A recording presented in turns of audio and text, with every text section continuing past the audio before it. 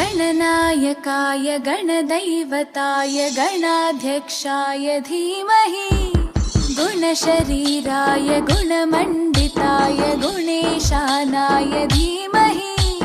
गुणातीताय गुणाधीशाय गुणप्रविष्टाय धीमहि एकदन्ताय वक्रतुण्डाय गौरीतनयाय धीमहि